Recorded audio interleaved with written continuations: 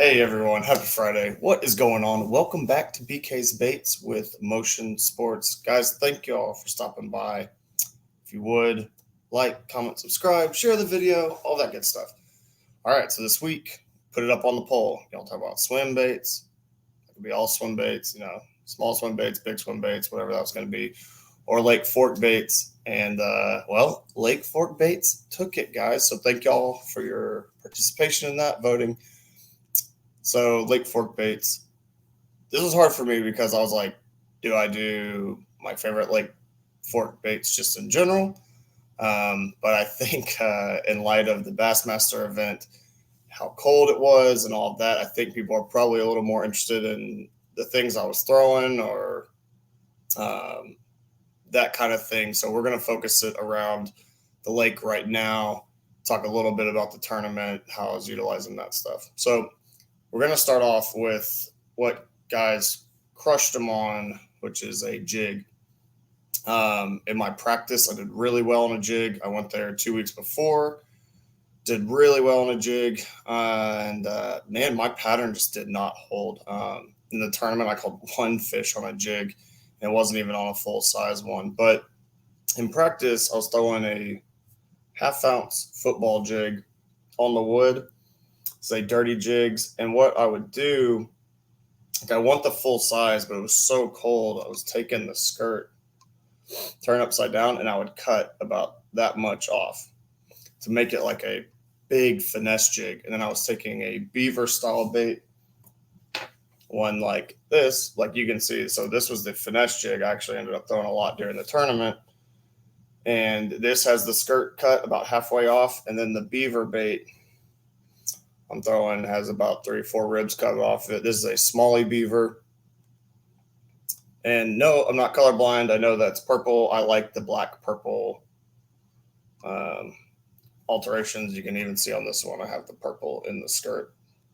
So the jig, throwing it around wood. The fork has a ton of wood. I would just throw it in the nastiest root balls I could find, throw it past it, and just drag it. If I graft over something and it looked like, wow, I might get hung up in that, that's where I wanted to throw the jig.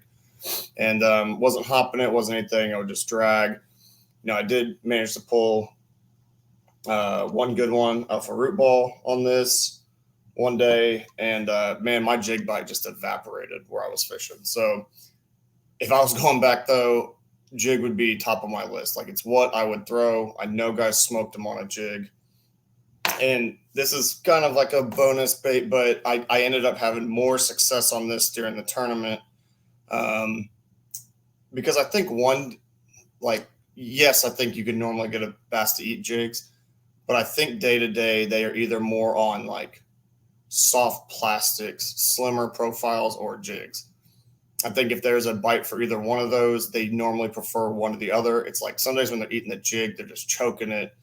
And then other days it's like, catch one or maybe two on a jig. But if I switch to like a Texas rig, or what I was utilizing because it was so cold, was a shaky head.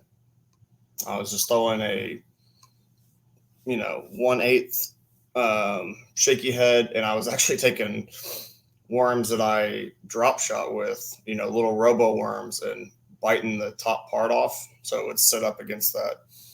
And the shaky head really saved me. I ended up catching 2 out of my 8 fish on it. So, it was that tough. I was getting 5 bites a day. I lost 2 in the tournament. I landed 8.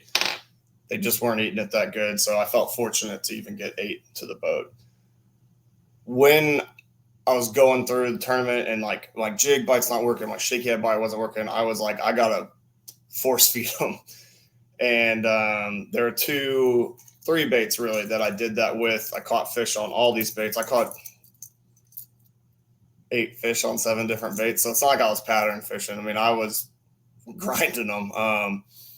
But it's a crankbait. And so, I live on Lavon. I crank a lot. So it's a confidence thing for me even when it's cold. But I was using the 6 Sense flat 75X. Again, when I talk about baits and making them react, I like them to have that orange belly.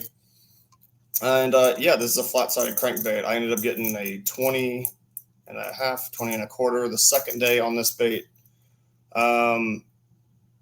And guys, I mean, it was cold. I was not cranking this slow. You know, I know a lot of people want to throw those flat side crankbaits and maybe just barely turn the handle. Like, I don't do that. If y'all have heard me talk about cranking, I was burning it. I was reeling the handle as fast as I could. And when we would hit a stump or a root or something, I would just kill it for a second. And then I would almost like just whip it. Like, I'd rip it and they would just eat it, or it'd come off a ledge, like a real shallow ledge, and they would be there and bite it. So that helped me. And at the end of day one, with like 40 minutes left, I actually caught a fish deep on a DT14. Sorry that it's really bright. Let me, so you can see the color better.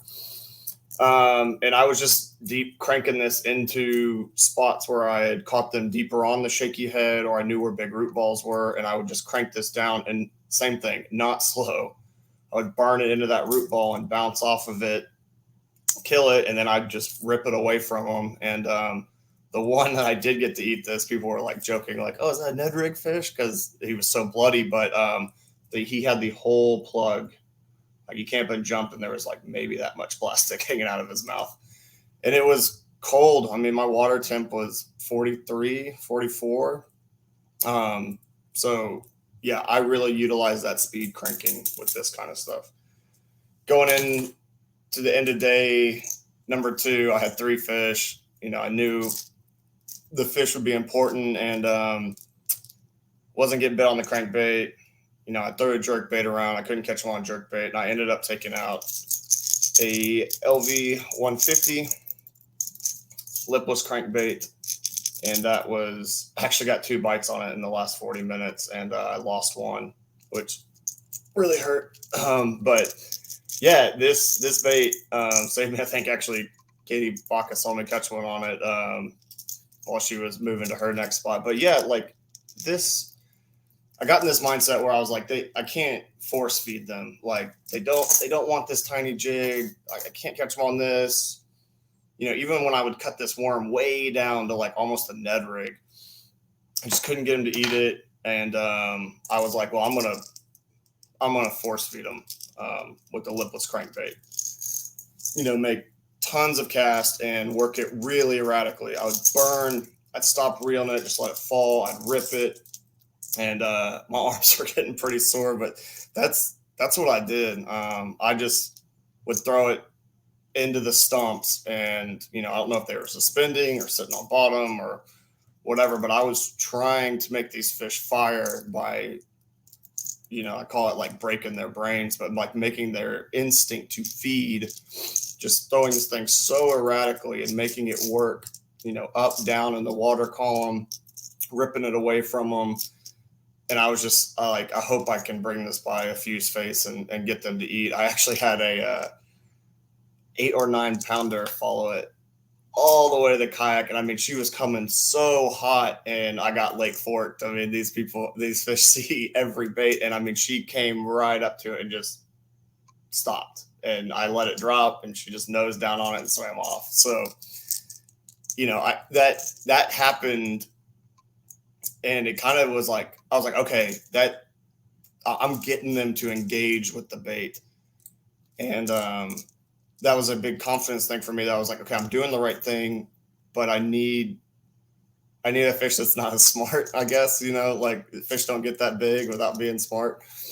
And yeah, you know, I was able to get a 15 3/4. Is that my biggest fish? No, absolutely not. But it was the one I was the most thankful for. And, you know, this bait got it in the boat for me. So, you know, if I was going to fork and, you know, similar conditions, cold, even right now, you know, I'd start with that jig. And if they'll eat that jig, I just wouldn't throw anything else. I mean, in practice, I did not catch a fish on anything else except a flat-sided crankbait. Every other fish was on a jig because they were just eating it so good. I mean, and the quality when you're catching like jig fish can be outstanding. I mean, you guys saw what some of those dudes did.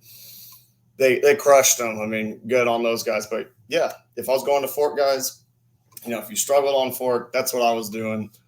I I wish I had some magical pattern, that I was on a great spinnerbait bite and I threw it, or jerkbait bite and I threw it. But the patterns where I was fishing just didn't seem to hold.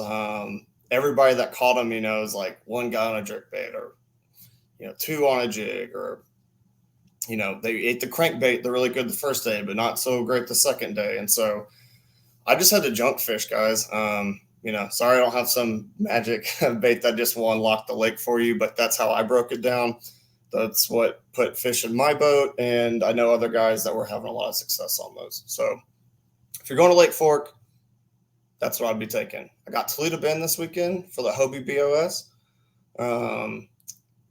Big lake, man. I don't know what to think about it, but I'm looking forward to it. Look forward to seeing the guys and getting out there and fishing, man. You gotta love the back-to-back 2-day, back-to-back weekends of 2 days. But going to Toledo. I will see you guys next week for the video. If y'all go out this weekend, or if I see you out this weekend, say hi. And man, good luck out there, guys. Appreciate it. Y'all be safe on the water. Have a great Friday. Thanks.